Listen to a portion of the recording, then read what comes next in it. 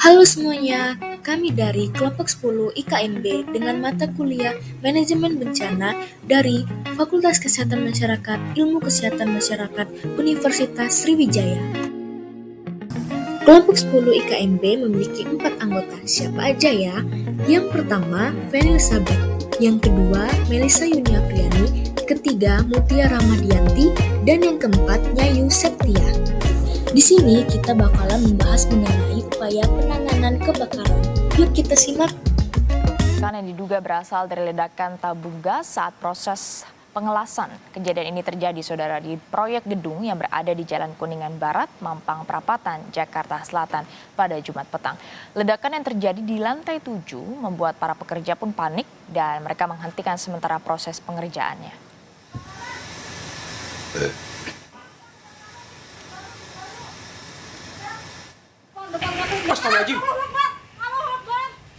Petugas pemadam kebakaran Jakarta Selatan, saudara, akhirnya menerjunkan 2 unit mobil pemadam ke lokasi guna melakukan pemadaman dan membatasi lokasi.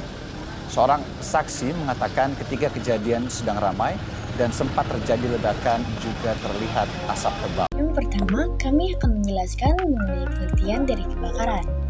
Apa sih kebakaran itu? Kebakaran adalah nyala api, baik kecil maupun besar, pada tempat yang tidak dikehendaki yang bersifat merugikan dan biasanya sulit dikendalikan. Selanjutnya adalah penyebab kebakaran. Di Indonesia, penyebab kebakaran dikelompokkan menjadi 3. Yang pertama kelas A, kelas B, dan kelas C. Penyebab kebakaran yang termasuk ke dalam kelas A adalah benda padat seperti kertas, kayu, busa, plastik, dan sebagainya. Sedangkan penyebab kebakaran yang termasuk ke dalam kelas B adalah benda cair yang mudah terbakar seperti bensin, solar, minyak tanah, spiritus, dan alkohol. Dan yang terakhir, penyebab kebakaran yang termasuk ke dalam kelompok kelas C adalah hubungan pendek arus listrik atau konsleting. Wah, sekarang kita akan membahas terkait sistem proteksi dan alat kebakaran, di mana sistem ini sudah sering kita temui dan sudah hadir dalam kehidupan kita karena setiap perusahaan atau tempat lingkungan berkewajiban dan kesehatan kerja bagi orang-orang sekitarnya. Sistem proteksi kebakaran ini juga terdiri atas peralatan, kelengkapan, dan sarana, baik yang terpasang maupun terbangun pada bangunan yang digunakan untuk tujuan sistem proteksi aktif dan pasif. Dan berikut pengertian dari Peraturan Menteri Pekerjaan Umum bahwa pengelolaan proteksi adalah upaya mencegah terjadinya kebakaran atau meluasnya kebakaran termasuk kebangunan lainnya melalui upaya eliminasi risiko bahaya kebakaran, pengaturan zona-zona yang berpotensi menimbulkan kebakaran, serta kesiapan dan kesiagaan sistem proteksi aktif maupun pasif. Berikut kita akan menjelaskan terkait sistem proteksi. Yang ke-1 adalah sistem proteksi kebakaran aktif, terdiri atas sistem pendeteksian kebakaran baik manual ataupun otomatis. Sistem pemadam kebakaran ini biasanya berbasis air seperti pipa sprinkler, pipa tegak, dan APAR atau alat pemadam api ringan. Dan APAR ini juga harus tampak jelas, mencolok, mudah dijangkau ya, dan siap digunakan setiap saat, serta memiliki perawatan dan pengecekan APAR secara periodik. Yang kedua ada sistem proteksi kebakaran pasif yang berperan sebagai pengaturan pemakaian bahan bangunan dan interior bangunan dalam upaya mengurangi intensitas kebakaran. Kemudian terjadi pemisahan bangunan berdasarkan tingkat ketahanan terhadap api serta menunjang terhadap tersedianya sarana evakuasi atau jalan keluar. Salah satu fasilitas yang harus ada dalam sebuah gedung adalah alat pemadam kebakaran. Berikut ini macam-macam alat pemadam kebakaran. Yang pertama, kain basah. Kain basah ini merupakan sarana alternatif yang sangat bermanfaat untuk memadamkan api secara cepat dan mudah. Kain basah ini juga dapat melindungi tubuh kita dari panas api. Kemudian yang kedua ada APAR. APAR ini juga merupakan tabung yang berfungsi untuk mencegah atau membantu memadamkan api. APAR juga merupakan perangkat portable yang mampu mengeluarkan air, busa, gas, atau bahan lainnya yang mampu memadamkan api. Yang ketiga, ada rambu-rambu pencegah kebakaran. Fungsinya cukup besar ya dalam mencegah terjadinya kebakaran. Contohnya rambu-rambu dilarang merokok, jalur evakuasi, dan lainnya. keempat, ada hydrant box. Fungsinya hampir sama dengan tabung apar, namun volume airnya lebih besar. Biasanya diletakkan di dalam gedung maupun luar gedung. Yang kelima, ada pipa sprinkler, adalah instalasi pipa pemadam kebakaran lalu berisi air penuh sebagai persiapan jika sewaktu-waktu diperlukan.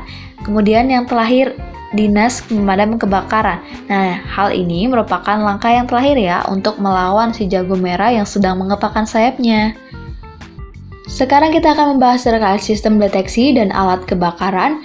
Biasanya, smoke detector ini berfungsi sebagai alat secara otomatis yang menghidupkan alarm ketika mendeteksi adanya asap kebakaran dan terbagi menjadi 3 bagian, yaitu yang pertama, ada Fire Alarm Smoke Detector tipe ionization. Dia bekerja berdasarkan proses ionisasi molekul udara oleh unsur radioaktif dan terdapat muatan positif dan negatif. Manakala asap kebakaran masuk, terjadilah tumpukan partikel asap dan molekul udara, sebagian akan positif dan sebagian akan negatif. Jika sudah melampaui batas ambangnya, maka terjadilah kondisi alarm.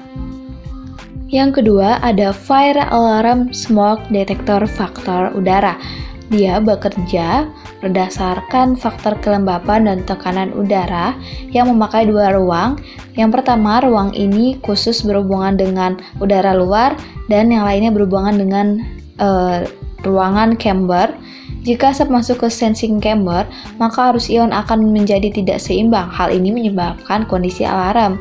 Biasanya, hal yang mengganggu kerja dari detektor ini adalah debu, kelembapan berlebih, aliran udara yang keras, serangga kecil. Faktor tersebut bisa salah terbaca oleh detektor sehingga disangka sebagai asap. Yang ketiga, ada Fire Alarm Smoke Detector fotoelektrik, bekerja berdasarkan perubahan cahaya di dalam ruang detektor atau chamber disebabkan oleh adanya asap dengan kepadatan tertentu sehingga terjadinya lah alarm. Selanjutnya kita akan membahas mengenai upaya penanganan kebakaran. Upaya penanganan kebakaran terdiri dari 2 jenis penanganan, yaitu represif dan juga preventif. Represif dilakukan setelah terjadi kebakaran, contohnya pemadaman, proses peradilan, dan lain-lain. Represif merupakan upaya yang lebih dominan dan juga tidak efektif. Selanjutnya adalah preventif. Preventif dilakukan dalam rangka menghindari kemungkinan terjadinya kebakaran dan dilakukan sebelum kebakaran terjadi. Contoh dari represif yaitu adalah memadamkan api. Beberapa tekniknya, yang pertama smothering atau isolasi, ini menutup kuali yang terbakar dengan bahan pemisah. Kemudian cooling atau pendingin, yaitu membasahi bahan-bahan yang mudah terbakar.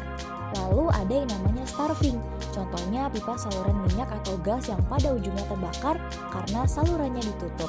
Dan yang terakhir sistem urai, yaitu menggunakan alat pemadam api modern. Untuk preventif atau pencegahan, ada beberapa hal yang bisa dilakukan, yaitu adalah yang pertama, pembuatan peta kerawanan, lalu menyediakan sistem informasi kebakaran, kemudian sosialisasi kepada masyarakat, selanjutnya pemantauan dan pengawasan, dan pembuatan juga penggunaan SOP. Terima kasih yang sudah menonton video ini. Jangan lupa ya guys, buat like, komen, dan subscribe. Bye-bye.